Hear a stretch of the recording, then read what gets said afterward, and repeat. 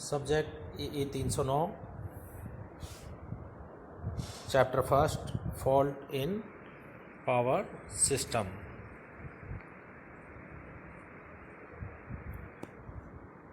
इस चैप्टर में आज हम टॉपिक 1.5, 1.6 एंड 1.7 के बारे में डिस्कस करेंगे, अर्थात कंस्ट्रक्शन ऑफ रिएक्टर्स सेकंड है, limitation of fault current third है, लोकेशन ऑफ रिएक्टर।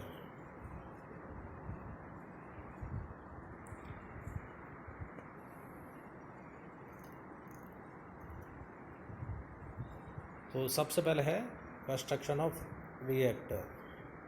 तो इससे पहले हम समझ लें कि रिएक्टर क्या होता है। धारा लिमिटिंग रिएक्टर एक इंडक्टिव कॉइल है जिसमें रेजिस्टेंस की तुलना में काफ़ी ज़्यादा इंडक्टिव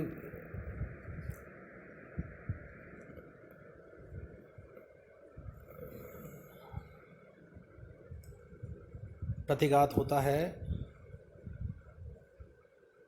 और इसका उपयोग दोष की स्थिति में या दोष के दौरान या फॉल्ट के दौरान शॉर्ट सर्किट धाराओं को सीमित करने के लिए किया जाता है।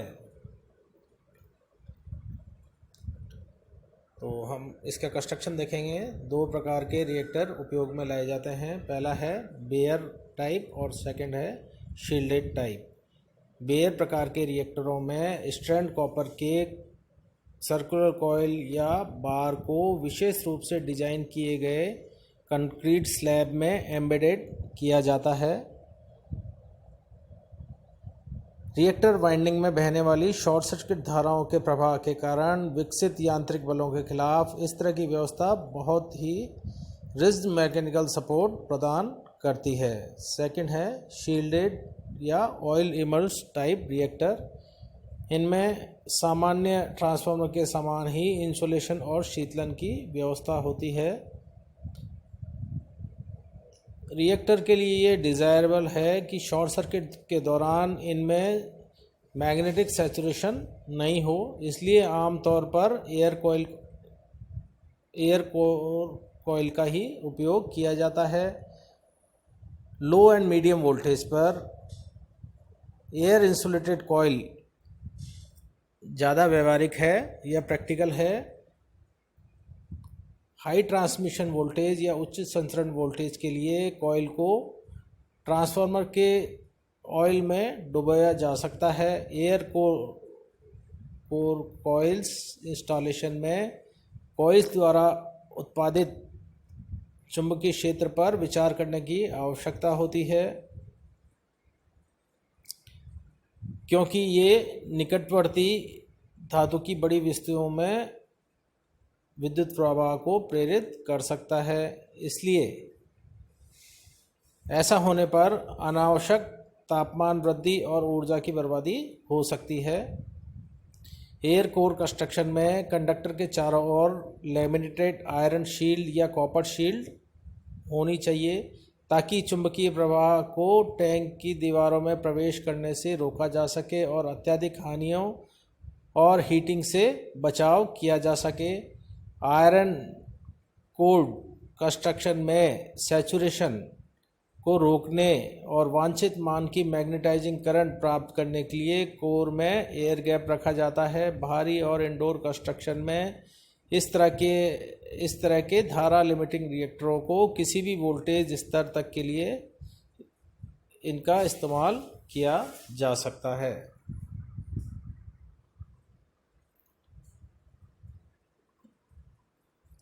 धारा लिमिटिंग रिएक्टर या लिमिटेशन ऑफ फॉल्ट करंट के लिए काम में आते हैं। तो जैसा कि अभी पूर्व में बताया जा चुका है, इसका उपयोग शॉर्ट सर्किट धाराओं को सीमित करने के लिए किया जाता है।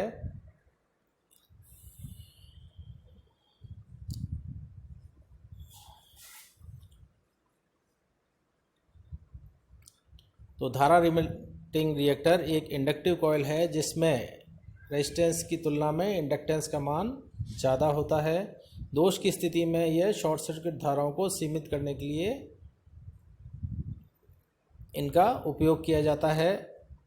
धारा वोल्टेज रिएक्टरों ने शेष सिस्टम या रेस्ट ऑफ द सिस्टम में वोल्टेज डिस्टरबेंस को भी कम कर दिया है, या current voltage reactor also reduces the voltage disturbance in the rest of system. यानी इनसे एक हमें ये लाभ भी मिलता है कि जो जिस सिस्टम में इसको उपयोग में लिया जाता है वहाँ पर वोल्टेज डिस्टरबेंस भी कम हो जाता है। इनको शॉर्ट सर्किट धाराओं के परिमाण और वोल्टेज डिस्टरबेंस के प्रभाव को कम करने के लिए जनरेटर फीडर के बीच और फीडर और टाई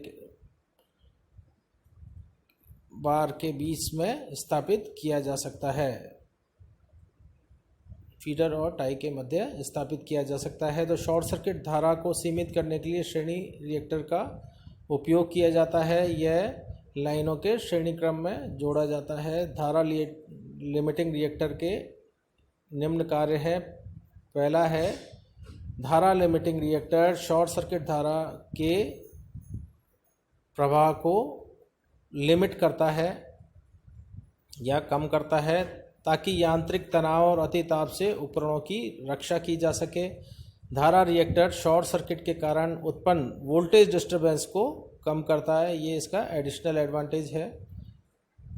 साथ ही यह स्वस्थ फीडर या सिस्टम के कुछ हिस्सों में बहने वाली दोष धारा को सीमित करता है, जिससे दोष के फैलाव में बाधा उत्पन्न होती है। इससे आपूर्ति की निरंतरता की संभावना बढ़ जाती है या कंटिन्यूटी ऑफ सप्लाई बेहतर हो जाती है।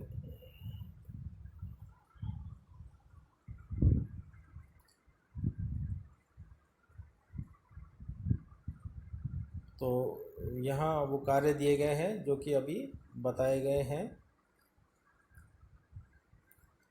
धारा लिमिटिंग रिएक्टर शॉर्ट सर्किट धारा के प्रभाव को कम करता है ताकि यांत्रिक तनाव और अतिताप से उपकरणों की रक्षा हो सके, और साथ ही ये शॉर्ट सर्किट के दौरान उत्पन्न वोल्टेज डिस्टरबेंस को भी कम करता है और स्वस्थ फीडर और सिस्टम के कुछ हिस्सों में बहने वाली दोष धारा को भी सीमित करके आपूर्ति की निरंतरता की संभावना को बढ़ाता है। इसके बाद है लोकेशन ऑफ रिएक्टर।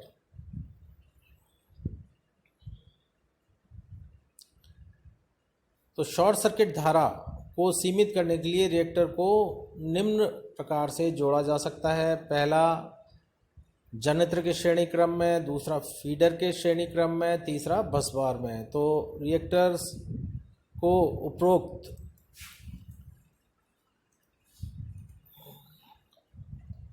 में से किसी भी विधि द्वारा सिस्टम से जोड़ा जा सकता है। यह इंस्टॉलेशन की ज़रूरत के अनुसार निर्भर करेगा कि कौन सी लोकेशन पर रिएक्टर को जोड़ा जावे। तो इसमें हम पहला लेंगे जनरेटर रिएक्टर। जैसा कि चित्र में दिखाया गया है, यहाँ पर जो रिएक्टर्स है वो जनरेटर के श्रेणी क्रम में जोड़े गए हैं। तो जब रिएक्टर को जनरेटर के श्रेणी क्रम में जोड़ा जाता है तो इन्हें जनरेटर रिएक्टर या जनरेटर रिएक्टर कहा जाता है। इस केस में रिएक्टर जनरेटर के श्रेणी क्रम में जुड़े हुए प्रतिघात की तरह ही कार्य करते हैं। आधुनिक जनरेटरों की कुंडलियों में प्रतिघात काफ़ी उच्च होता है, जिससे वे उच्च शॉर्ट सर्किट धारा को सहन कर सकते हैं। अतः प्रतिघात की ये विधि आजकल लगभग अनुपयोगी हो चुकी है। इस सिस्टम की हानि यह है कि सामान्य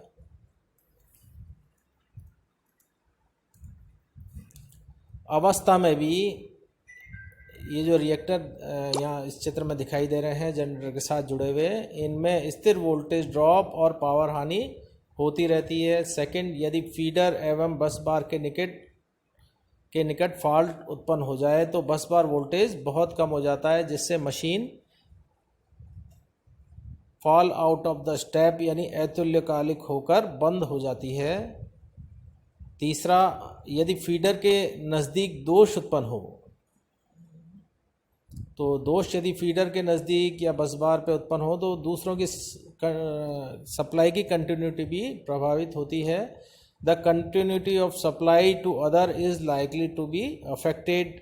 If the fault occurs on one feeder, then the whole of the system will be adversely affected by it. इन कारणों और आधुनिक यंत्रों में शॉर्ट सर्किट से बचाव के लिए पर्याप्त आंतरिक लीकेज प्रतिघात होने से यह विधि आजकल अनुपयोगी है। सेकंड है फीडर रिएक्टर्स।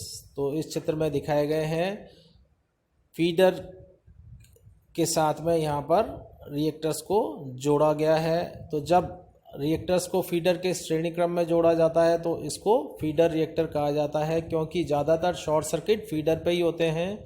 इसलिए इस तरह के सर्किट के लिए अधिक संख्या में रिएक्टर्स का उपयोग किया जाता है। इस विधि में यदि किसी फीडर पर दोष विकसित होता है तो प्रतिघात में वोल्टेज ड्रॉप होगा, पर बस बार वोल्टता में अनावश्यक वोल्टेज ड्रॉप नहीं होता। ऐसा होने पर अन्य मशीनों द्वारा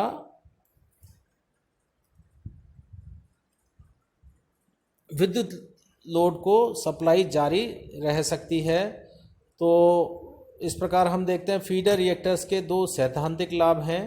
पहला, यदि दोष फीडर पर उत्पन्न हो तो रिएक्टर में वोल्टेज ड्रॉप बस बार वोल्टेज को प्रभावित नहीं करता, इसलिए मशीन के फॉल आउट ऑफ स्टेप या मशीन के अतुल्यकालिक होकर बंद होने की संभावना कम रहती है। सेकंड, किसी फीडर पर उत्पन्न फॉल्ट से अन्य फीडर प्रभावित नहीं होते, परिणाम स्वरूप दोष का प्रभाव स्थानीय रहता है। हानि यह है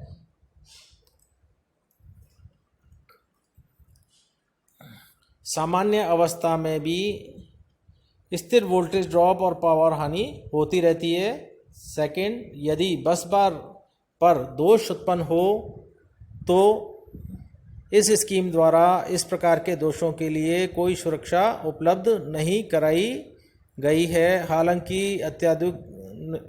आधुनिक जनरेटरों का आंतरिक लीकेज प्रतिघात अधिक होने या बस बार वोल्टेज पर इस तरह के दोष बहुत कम होने के कारण इसको ज़्यादा महत्व नहीं दिया जाता।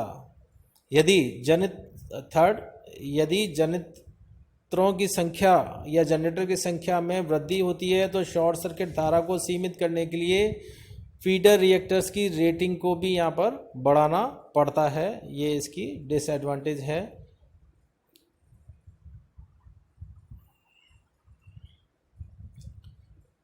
तो अब हम लेंगे तीसरा, बस बार रिएक्टर। अभी तक हमने जो दोनों प्रकार के रिएक्टर यानी जनरेटर रिएक्टर और फीडर रिएक्टर्स का अध्ययन किया है, उपयुक्त दोनों लोकेशन की विधियों में एक प्रमुख कमी यह है कि सामान्य अवस्था में भी इनमें पर्याप्त मात्रा में वोल्टेज ड्रॉप और पावर लॉस या शक्ति हानि होती रहती है। इस कमी को बस बार रिएक्टर द्वारा दूर किया जा सकता है। इसके दो तरीके हैं। पहला है रिंग मेन सिस्टम। तो इस सिस्टम में बस बार को कई सेक्शनों में विभक्त कर दिया जाता है और इन सेक्शनों को रिएक्टर द्वारा चित्रानुसार, यहाँ आप जो चित्र देख रहे हैं उसमें उसके अनुसार जोड़ दिया जाता है। सामान्य अवस्था में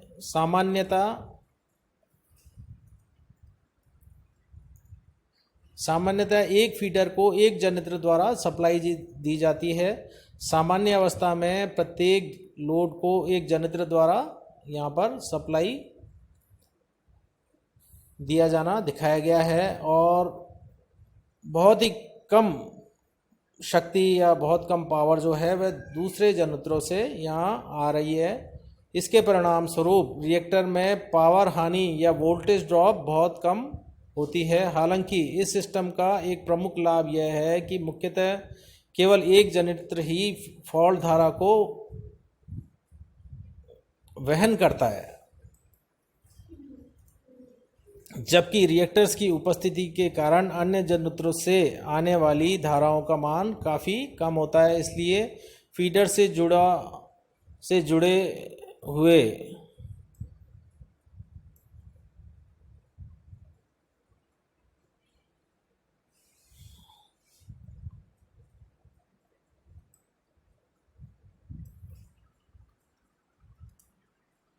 इसलिए फीडर से जुड़ा हुआ बस बार सेक्शन ही प्रभावित होता है, जबकि अन्य सेक्शन अपने सामान्य अवस्था में परिचालन को जारी रख सकते हैं या रखते हैं। तो 3.2 इसमें यहाँ पर बस टाई बार सिस्टम दिखाया गया है। चित्र में टाई बार सिस्टम दिखाया गया है। इसमें सभी जनित्र बस बार रिएक्टर द्वारा संयोजित होते हैं और फीडर्स को सीधे ही सप्लाई दी जाती है। जनित्र रिंग मेन सिस्टम की तुलना करने पर यह स्पष्ट है कि टाई बार सिस्टम में किन्हीं दो लोकेशन के मध्य प्रभावकारी रूप से दो रिएक्टर श्रेणी में लगे हुए हैं। इसलिए रिंग मेन की तुलना में टाई बार सिस्टम में प्रयुक्त रिएक्टर्स के प्रतिघात का मान आधा होता है। अन्य लाभ यह है कि यदि किसी नए जनित्र को सिस्टम में जोड़ा जाए तो पूर्व में लगे हुए रिएक्टर्स की क्षमता नहीं बढ़ानी पड़ती। इसमें सेक्शनों की संख्या बढ़ाने पर भी दोष बिंदु पर पहुंचने वाली धारा का मान एक निश्चित मान से ज़्यादा नहीं बढ़ता, अर्थात स्विच गियर में बिना किसी सुधार और परिवर्तन किए सिस्टम में विभागों की संख्या किसी हद तक बढ़ाई जा सकती है। हालांकि इस सिस्टम की एक हानि यह है कि इसके लिए एक अतिरिक्त बस बार या टाई बार लगानी पड़ती है। धन्यवाद।